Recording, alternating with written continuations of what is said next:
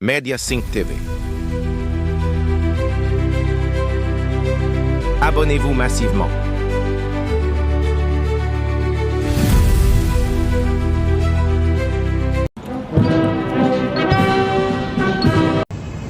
Et donc, ce n'est pas les milliards qui nous célébrons, parce que nous l'avons déjà eu l'année passée. Et nous l'avons oublié. Qu'est-ce que nous célébrons? Nous célébrons la reconnaissance du travail acharné de son Excellence Monsieur le Président de la République, son Excellence Monsieur Félix Antoine Tshisekedi. Un travail de redorer le blason terni de la République démocratique du Congo.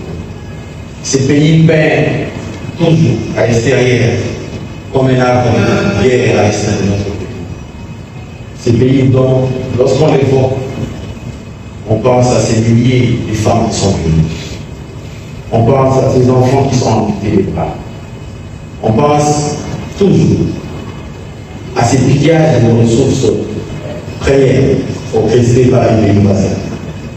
C'est ces pays dont l'on présente toujours celui dont la corruption est parfois présentée comme exemplaire, en ignorant les efforts inlassables qui ont été fournis depuis 2019.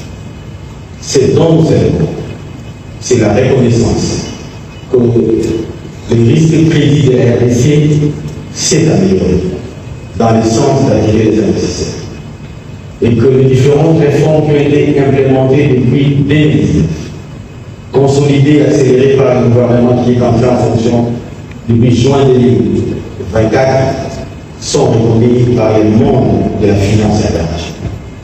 Nous célébrons cela pourquoi? Parce que nous venons de bâtir et de construire une courbe de taux pour notre économie. Avant les rebonds, ne sera pas après les rebonds en termes de coût de crédit pour l'État lui-même. Et je vais vous en parler au cours de cette conférence de presse.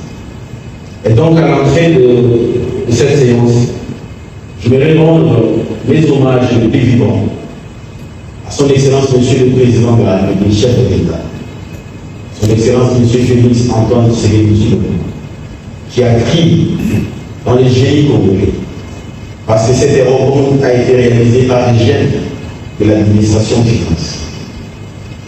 Ils ne sont pas au nombre des 3 qui ont mené l'opération, accompagnés de leurs autres collègues qui sont ici et que nous allons présenter.